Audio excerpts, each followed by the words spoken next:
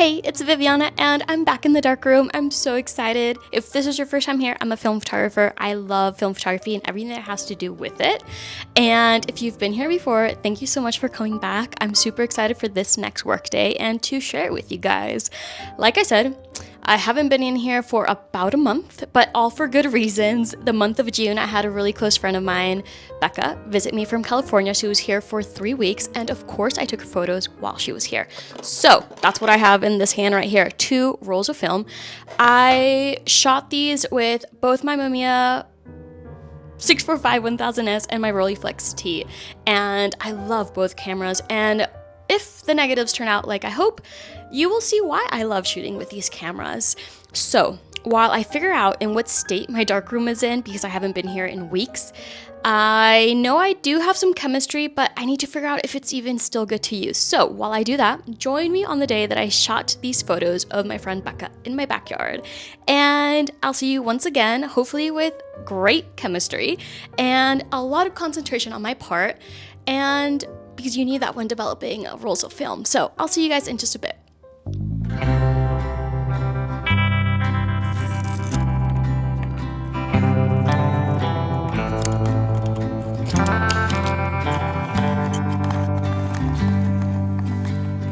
Being gentle with how we feel. There's a charge in the room. I can feel all the fire rising. I'll handle with care. Nice. We will honor this tender space, giving time to let go. Peace comes as we pause, breathing in deep until there's calm. Peace comes as we pause, breathing in deep until there's calm. Only I'll make still this weather in me.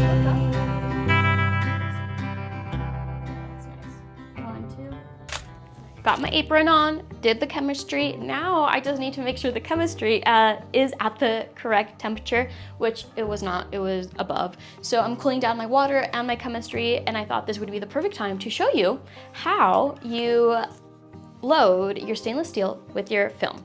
Now, this part I always skip because I can't show you. It's done in complete darkness. I mean, not even your safe lights, which are the red lights that I use when I'm making a print. You can't even have that. That will damage your film.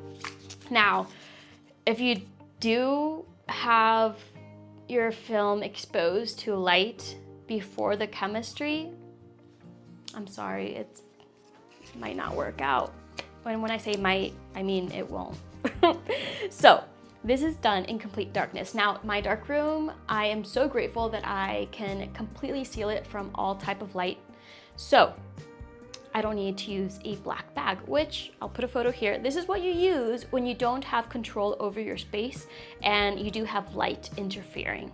So this is a great tool to use. I used it for many years when I did not have a darkroom that was properly sealed, or I mean, a darkroom in general. I do really recommend though, when you're doing this, to make sure, even though your space is completely dark, to make sure that other little things within the darkroom is covered. For example, my air conditioning, I need to make sure that the lighting is off. I also need to make sure where my phone is, make sure that the screen is face down. And honestly, I just normally pile stuff on top of there, making sure that no lighting, not even small, will interfere with this next part. I love stainless steel. This is what I've always used and have only used, so I'm very biased, but I love it. This part of the reel, you can press down, which is where exactly your negative is gonna go.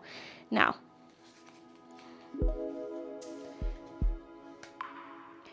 when loading the reel, you want to slightly put pressure on both ends on the sides, I mean, of the negative, this will help enormously to do this next part. Now, also, I really recommend to handle your film as less as you can. You will get, as you can see here, fingerprints on your film, which is not good.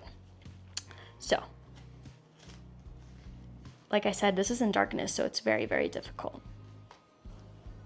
Okay, fold it. Go down. Perfect.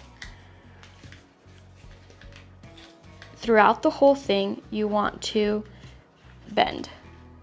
Now, see how I feel that it's restricted. This feels wrong. It feels restricted. So that tells me stop and readjust.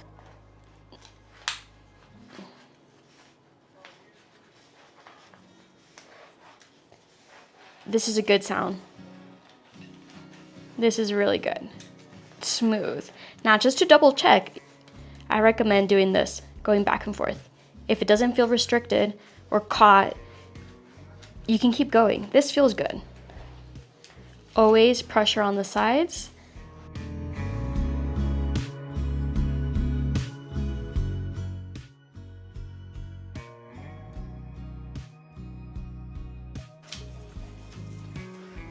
All right.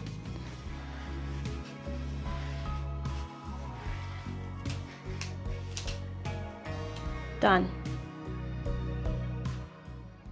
I'm still using my developing notes. It's so much from habit, and honestly, I do know this by heart by now, but when I'm developing film, it's so easy just to get lost in time and just your thoughts that I need my notes to snap back into reality. So the first step that I'm doing is a pre-soak. Now, I do have to tell you, not many people do a pre-soak. Ilford actually, they don't even want you to do a pre-soak with their film.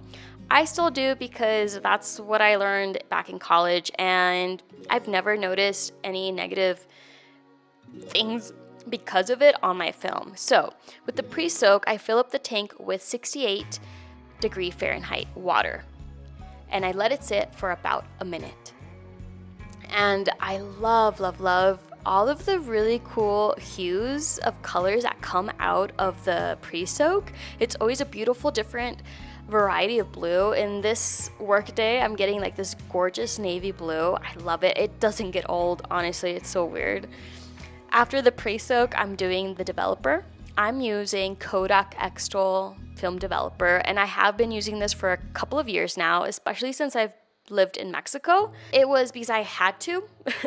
The film developer that I normally used prior to this was the Ilford Ilford 3, but I just can't get my hands on that now that I'm living in Mexico. So I started using this developer, the Kodak. And honestly, it's great. It lasts for a very, very long time. I'm really happy with the results from it.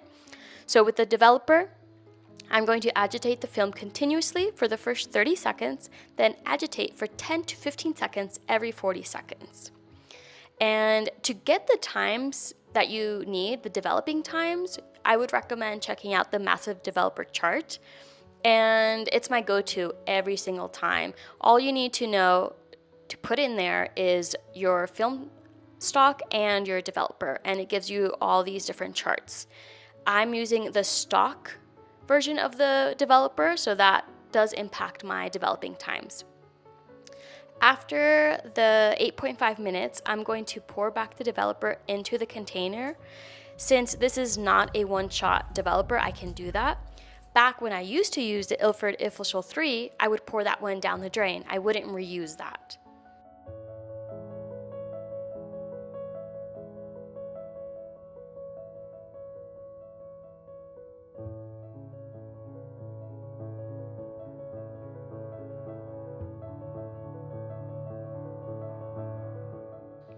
And before I do the stop bath, what I do is I quickly fill the tank with, again, 68-degree Fahrenheit water. I empty it and fill it again with water right before I do the stop bath. So that's what I'm doing right now.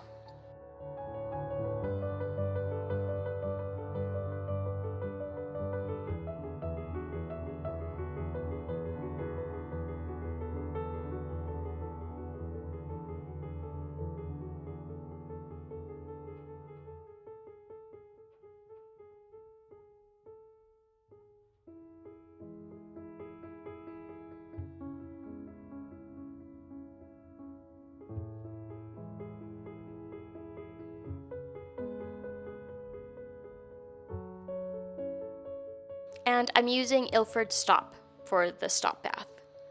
Now I will be agitating the film continuously for about a minute here.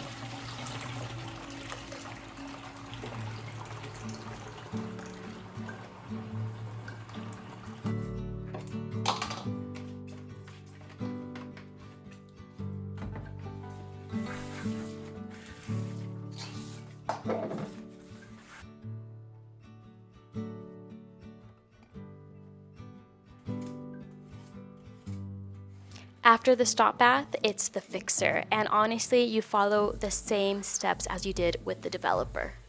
And this fixer you can also reuse, so after I clean everything, that's another thing I want to talk about. Clean your surroundings all the time. You want to keep a very clean space, and that will actually be very helpful to you when you're working. So I'm reusing the fixer, and after the fixer, I'm going to be filling up the tank with water once again, about 3 times, before I put it into the Miller's Hurricane, which is just a film washer.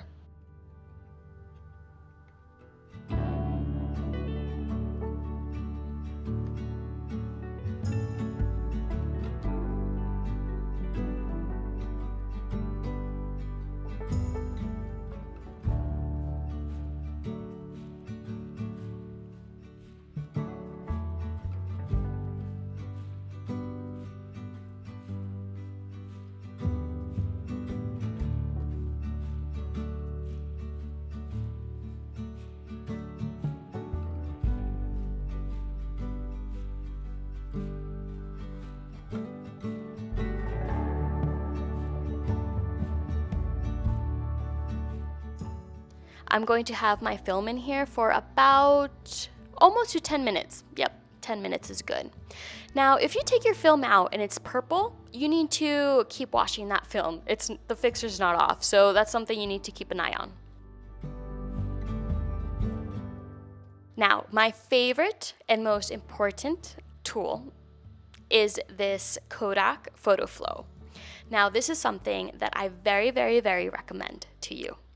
If you've never used it, what it does is it just guarantees that your film will not have any watermarks or streaks on them. So that's something pretty important, I feel like. So I put my film in here into the photo flow for about 2 minutes. And then the magic happens. Then it's time to actually see if what you did worked. It's my favorite.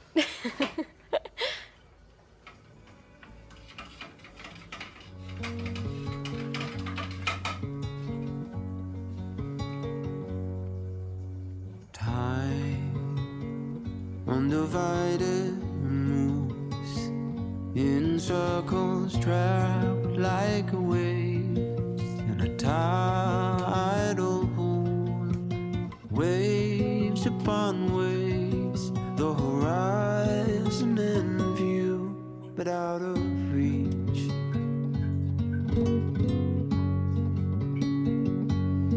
I've been saying that something needs to change.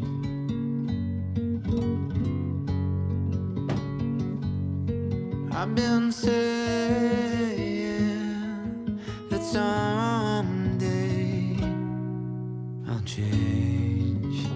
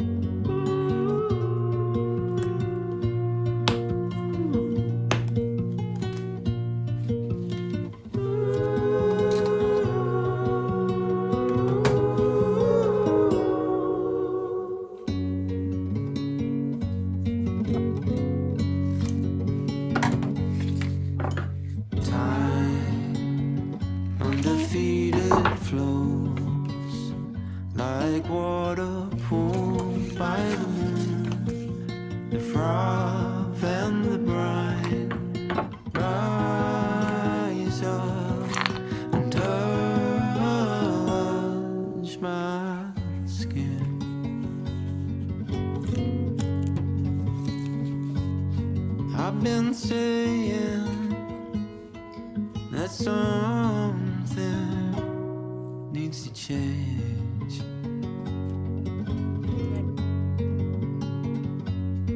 I've been